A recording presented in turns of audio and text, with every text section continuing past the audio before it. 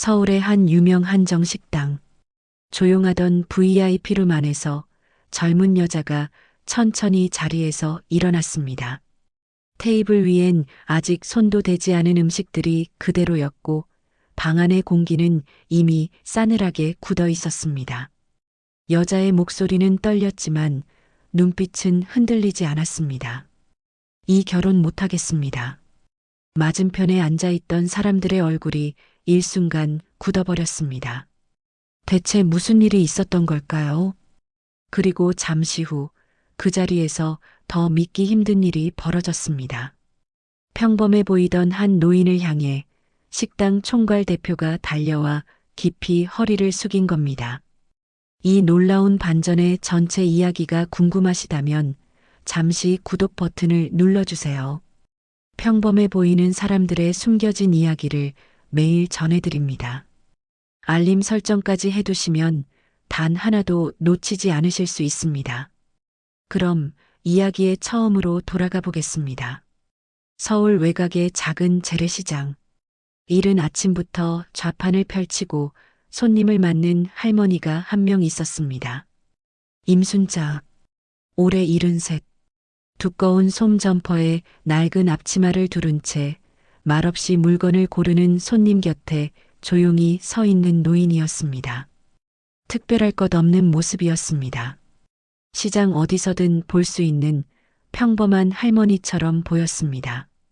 그 시장 한켠 작은 상회에서 임순자는 50년 가까이 자리를 지켜왔습니다. 처음엔 채소 몇 가지를 떼다 파는 것으로 시작했습니다.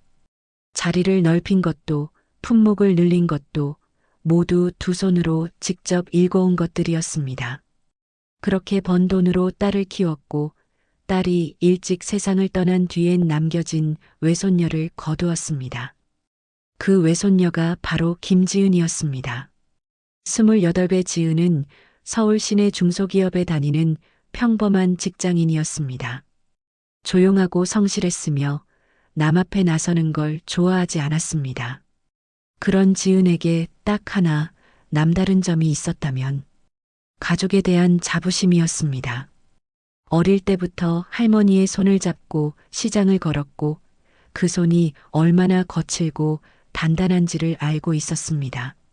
남들 눈엔 낡은 시장 상인으로만 보일지 몰라도 지은에게 임순자는 세상에서 가장 단단한 사람이었습니다.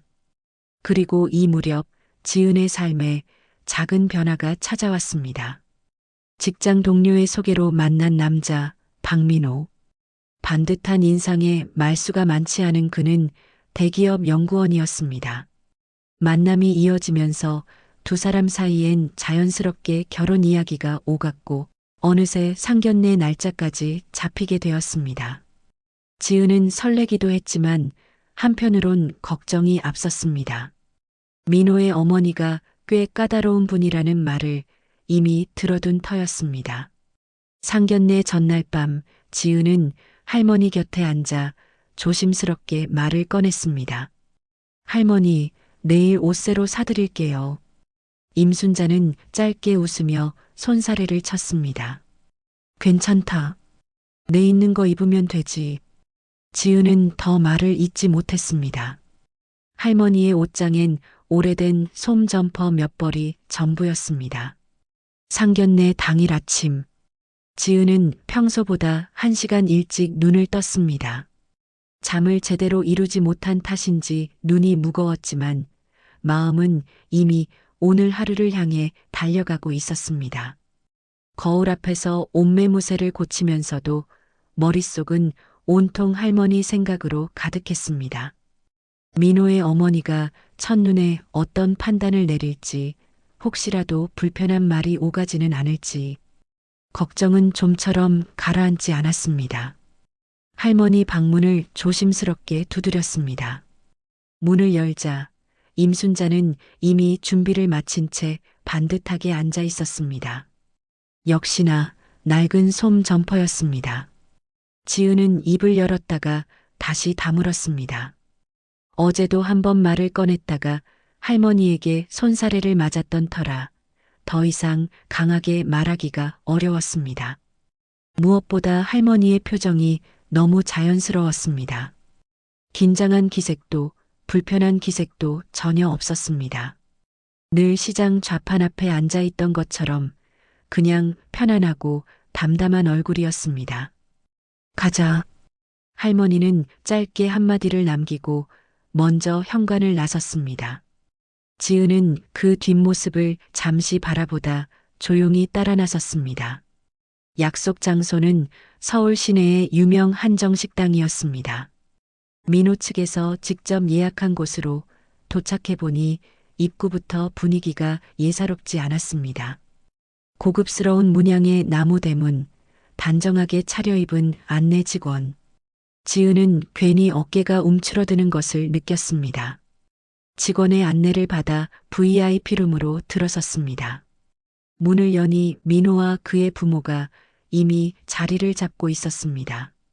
민호는 지은을 보자 자리에서 살짝 일어났고 그의 아버지는 조용히 고개를 끄덕였습니다.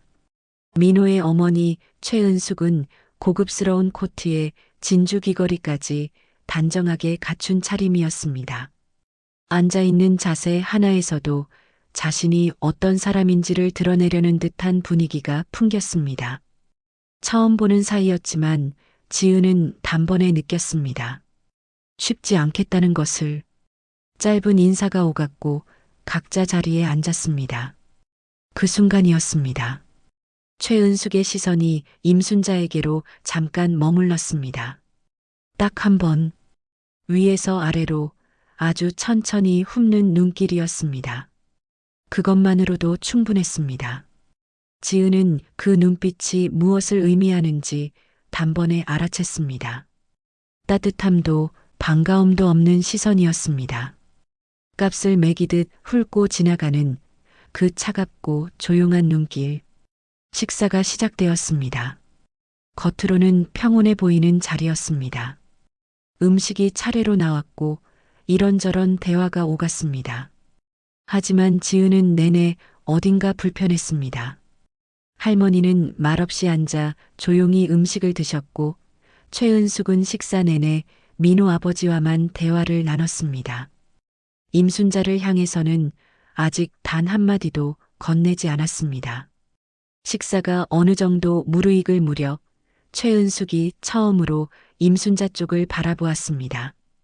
어머님은 평소에 무슨 일을 하셨어요? 말투는 부드러웠습니다. 하지만 지은은 그 질문이 반갑지 않았습니다. 어떻게 대답하든 이미 결론이 정해진 질문처럼 느껴졌기 때문입니다. 지은이 먼저 대답했습니다.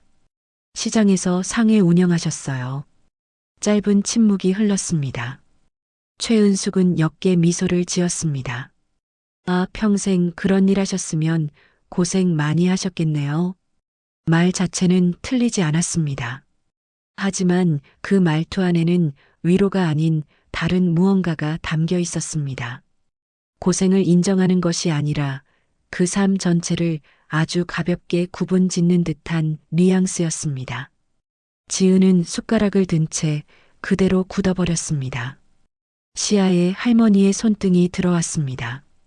50년 가까이 무거운 짐을 나르고 새벽 시장을 열며 단단하게 굳어진 그 손이 지금 이 말 한마디에 얼마나 가볍게 여겨지고 있는지 지은은 알았습니다.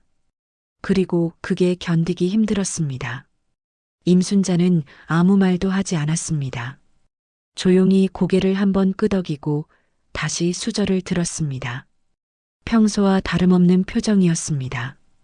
그 덤덤함이 오히려 지은을 더 아프게 했습니다. 할머니는 아마 이런 시선에 익숙한 걸지도 모른다는 생각이 들었기 때문입니다. 대화는 곧 다른 방향으로 흘렀습니다.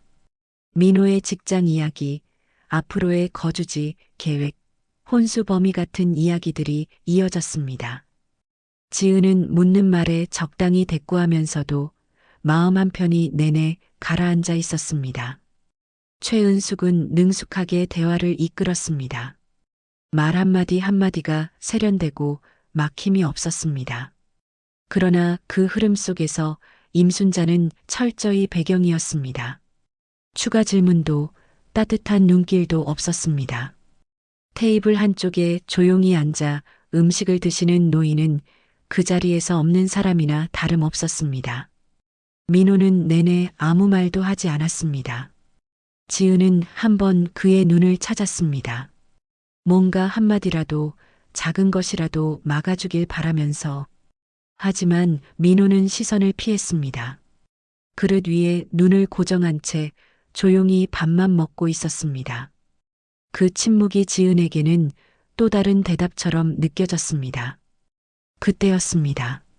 최은숙이 찻잔을 조용히 내려놓으며 입을 열었습니다. 제가 솔직하게 말씀드려도 될까요? 분위기가 순간 달라졌습니다. 지은의 심장이 한 박자 빠르게 뛰기 시작했습니다. 최은숙의 눈이 임순자를 향해 돌아섰습니다. 잠깐의 침묵이 흘렀습니다. 최은숙은 천천히 말을 이었습니다. 두 집안이 처음 만나는 자리잖아요. 저는 원래 솔직한 게 좋아서 드리고 싶은 말씀이 있어요. 말투는 여전히 부드러웠습니다. 그러나 그 부드러움이 오히려 더 날카롭게 느껴졌습니다. 예의 바른 말 뒤에 다른 무언가가 숨어 있다는 걸 지은은 이미 직감하고 있었습니다. 저희는 그래도 나름 사회적으로 자리 잡은 집안이거든요. 남편도 병원을 운영하고 민호도 대기업에 다니고 있으니까요. 그러다 보니 자연스럽게 주변 시선이라는 게 따를 수밖에 없어요. 경조사 자리에서도 모임 자리에서도요. 지은은 조용히 듣고 있었습니다. 어디로 흘러가는 말인지 이미 느끼면서도 아직은 입을 열지 않았습니다. 참고 있었습니다. 솔직히 말씀드리면 두 집안 분위기가 좀 차이가 나는 것 같아요. 이런 말씀 드리기 조심스럽긴 한데 모르는 척 넘어가는 것도 서로에게 솔직하지 못한 것 같아서요. 그리고 잠시 뜸을 들인 뒤 최은숙이 말을 끝맺었습니다. 우리 집안이랑은 조금 안 맞는 수준 아닌가요? 방 안의 공기가 그대로 굳어버렸습니다. 지은은 귀를 의심했습니다. 방금 들은 말이 맞는지 자신이 잘못 들은 건지. 하지만 최은숙의 표정은 조금도 흔들리지 않았습니다. 당연한 말을 했다는 듯 찻잔을 들었고 민호 아버지는 시선을 창밖으로 돌렸습니다. 맞은편에서 임순자가 천천히 고개를 숙였습니다. 아무 말도 없었습니다. 반박도 해명도 없었습니다. 평생 시장 바닥에서 온갖 눈치를 다 겪어온 사람처럼 그냥 조용히 시선을 내리깔았습니다. 어쩌면 이런 시선에 이미 너무 익숙해진 걸지도 모른다는 생각이 지은의 가슴을 후볐습니다. 그 모습을 바라보는 지은의 눈에 무언가가 차오르기 시작했습니다. 서러움인지 분노인지 구분이 되지 않았습니다. 다만 지금 이 순간만큼은 더 이상 참고 싶지 않다는 생각이 선명하게 올라왔습니다. 이 자리가 불편한 게 아니었습니다. 할머니가 이렇게 다루어지는 것이 도저히 견디기 어려웠습니다. 민호는 여전히 아무 말도 하지 않았습니다. 지은은 천천히 무릎 위에 올려둔 두 손을 꽉 쥐었습니다. 그리고 조용히 숨을 한번 들이쉬었습니다. 자신도 모르게 시선이 민호에게 향했습니다. 제발 이번만큼은. 그 눈빛이 전해졌는지 민호가 어머니 쪽을 힐끔 바라봤지만 이내 다시 고개를 내리깔았습니다. 그것으로 충분했습니다. 지은의 마음이 정해졌습니다. 지은이 천천히 자리에서 일어났습니다. 갑작스러운 움직임에 테이블 위 찻잔이 살짝 흔들렸습니다. 모두의 시선이 일제히 지은에게 쏠렸습니다. 민호가 당황한 목소리로 말했습니다. 지은아, 갑자기 왜? 지은은 그 말을 듣지 않았습니다. 아니, 들을 수가 없었습니다. 지금 이 순간 귀에 들어오는 것은 아무것도 없었습니다.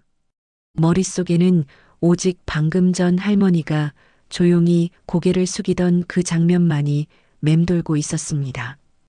평생 새벽을 열고 짐을 나르며 살아온 사람이 그 말 한마디에 아무 대꾸도 못하고 고개를 숙이던 그 모습이 죄송하지만 이 결혼 못하겠습니다.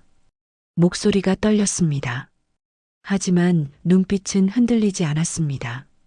최은숙의 얼굴이 굳었습니다. 지금 무슨 말을 하는 거예요? 자리가 어떤 자리인지 알고 제 가족을 무시하는 집안이랑 가족이 될 수는 없습니다. 지은의 목소리는 짧고 단단했습니다. 길게 설명하고 싶지 않았습니다. 이미 충분히 보았고 충분히 들었습니다. 오늘 이 자리에서 있었던 일들이 앞으로의 수십 년을 충분히 말해주고 있었습니다. 방 안이 조용해졌습니다. 민호 아버지는 입을 다문 채 시선을 창밖으로 돌렸고 최은숙은 무언가 말을 하려다 멈췄습니다.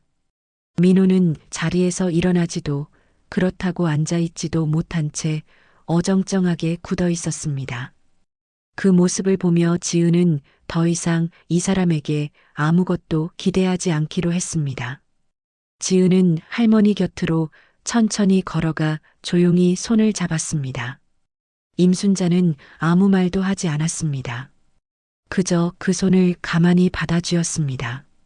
차갑고 거칠었지만 지은에게는 그 어느 것보다 든든하게 느껴지는 손이었습니다. 두 사람이 자리를 뜨려는 순간이었습니다. VIP룸 문이 갑자기 열렸습니다. 정장 차림의 중년 남자가 숨을 고르며 들어섰고 직원 한 명이 그 뒤를 황급히 따랐습니다. 식당 총괄 대표였습니다. 남자의 시선이 방 안을 빠르게 훑다가 임순자에게 닿는 순간 멈췄습니다. 그는 망설임 없이 깊이 허리를 숙였습니다. 회장님, 미리 연락 주셨으면 제가 직접 모셨을 텐데요. 이렇게 그냥 오시면 어떡합니까? 정적이 흘렀습니다. 방 안에 누구도 입을 열지 않았습니다. 최은숙의 얼굴에서 서서히 핏기가 빠져나갔습니다. 방금 자신이 내뱉은 말들이 천천히 그리고 선명하게 되돌아오고 있었습니다. 대표가 다시 몸을 일으키며 주변을 살피다가 이제야 분위기가 심상치 않다는 것을 눈치챈 듯 잠시 멈췄습니다. 그러나 그것은 이미 중요하지 않았습니다. 그 한마디로 이 방 안의 모든 것이 달라져 있었습니다. 최은숙의 눈이 임순자와 대표 사이를 오갔습니다. 대표가 상황을 살피듯 잠시 멈췄다가 조심스럽게 말을 이었습니다. 저희 식당도 오래전부터 어머님 회사 거래처입니다. 국내 식자재 유통 쪽에서는 모르는 분이 없으시죠? 서울 시내 웬만한 식당이랑 호텔 납품이 전부 이분 회사를 통하고 있으니까요. 처음 시장 상회에서 시작하셔서 지금 이 규모를 만드신 거잖습니까? 최은숙의 입이 열렸다 닫혔습니다. 아무 말도 나오지 않았습니다. 남편도 마찬가지였습니다. 방금 전까지 느긋하게 앉아있던 그가 지금은 눈을 어디에 두어야 할지 모르는 표정으로 그대로 굳어 있었습니다. 민호는 고개를 들지 못했습니다. 테이블 위 음식들은 여전히 그 자리에 있었지만 누구 하나 수저를 드는 사람이 없었습니다. 대표가 조심스럽게 물러난 뒤 방 안은 다시 조용해졌습니다. 하지만 처음의 침묵과는 전혀 달랐습니다. 아까는 임순자가 말없이 눌려있던 침묵이었다면 지금은 최은숙 쪽이 완전히 굳어버린 침묵이었습니다. 자리의 무게가 통째로 뒤바뀌어 있었습니다. 지은은 여전히 할머니의 손을 잡고 있었습니다. 임순자는 천천히 지갑을 꺼내 테이블 위에 내려놓았습니다. 식사비였습니다.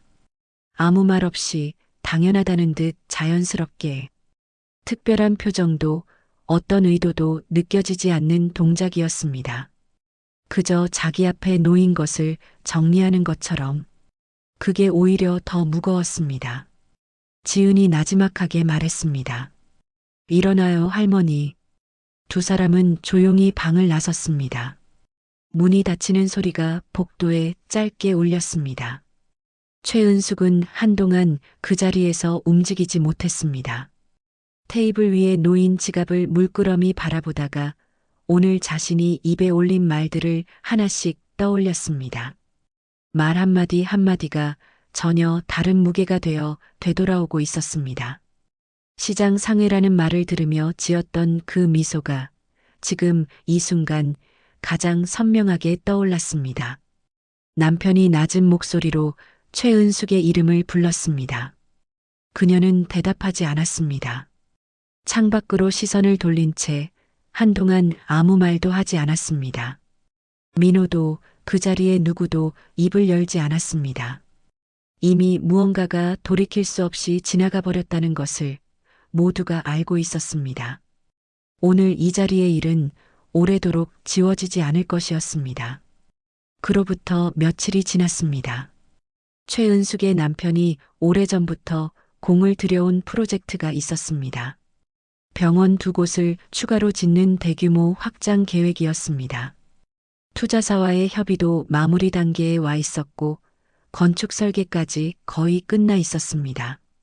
관계자들 사이에서 몇 달 안에 착공 소식이 나올 거라는 말이 돌 만큼 모든 것이 순조롭게 흘러가는 것처럼 보였습니다. 그런데 어느 날 오전 핵심 투자사 한 곳에서 연락이 왔습니다. 계약을 철회하겠다는 통보였습니다. 이유는 간단했습니다. 주요 협력사와의 공급 계약이 종료되었고 그로 인해 사업성을 재검토하게 되었다는 것이었습니다. 짧고 건조한 통보였지만 그 한 줄이 가져온 파장은 짧지 않았습니다. 최은숙의 남편은 처음에는 무슨 말인지 이해하지 못했습니다. 공급 계약이라면 병원 식자재 쪽 이야기였습니다. 납품업체 하나가 바뀐다고 해서 투자 계획 전체가 흔들릴 이유는 없어 보였습니다. 그런데 직접 알아보니 상황은 그보다 훨씬 복잡했습니다. 해당 협력사는 단순한 식자재 납품업체가 아니었습니다. 병원 건립 예정 부지 일대의 물류망을 오랜 기간 통째로 쥐고 있는 회사였고 투자사 입장에서는 그 회사와의 협력 여부가 사업 안정성을 가늠하는 핵심 기준이었습니다. 겉으로 드러나는 것보다 훨씬 깊고 단단하게 연결되어 있었던 겁니다. 그리고 그 회사의 창업주이자 대표가 임순자였습니다. 최은숙은 그 이름을 전해 들었을 때 한동안 아무 말도 하지 못했습니다. 며칠 전 상견례 자리에서 자신이 가볍게 대했던 노인의 얼굴이 눈앞에 떠올랐습니다. 낡은 솜 점퍼를 입고 말없이 앉아 자신의 말이 끝날 때까지 조용히 고개를 숙이고 있던 그 모습이 이제는 그 장면 전체가 전혀 다른 무게로 다가왔습니다. 남편이 뭔가 물었지만 최은숙은 대답하지 못했습니다. 머릿속에서 상견례 날의 장면들이 하나씩 되살아나고 있었습니다. 민호도 뒤늦게 그 사실을 알았습니다. 그는 한동안 아무 말도 하지 못한 채 휴대폰을 손에 쥐고 있었습니다. 지은에게 연락을 해야 할지 무슨 말을 해야 할지 알 수 없었습니다. 상견례 자리에서 어머니가 말을 이어가는 동안 자신이 단 한마디도 하지 않았다는 것이 지금에서야 다르게 느껴졌습니다.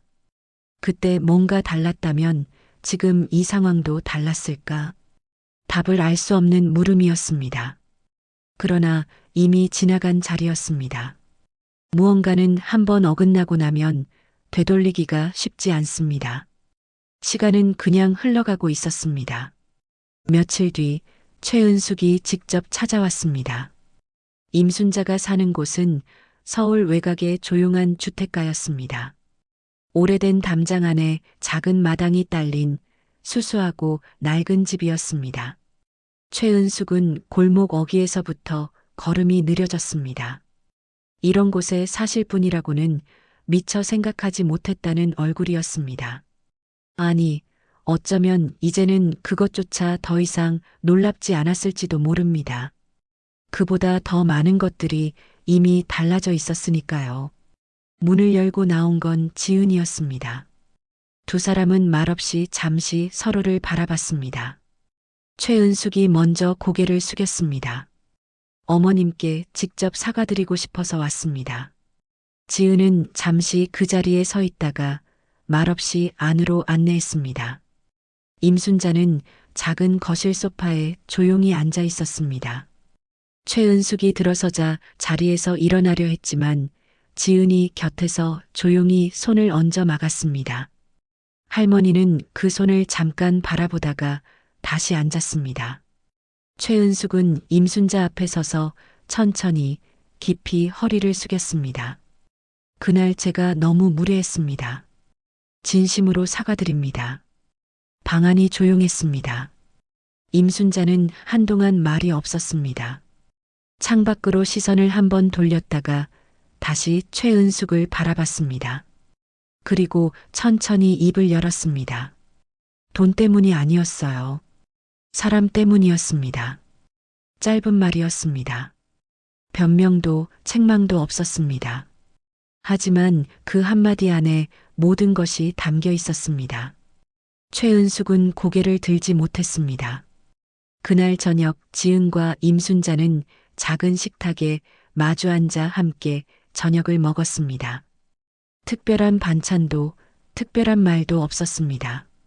그냥 늘 그래왔던 것처럼 조용하고 따뜻한 시간이었습니다. 지은은 할머니 옆에 앉아 국그릇을 챙겨드렸습니다.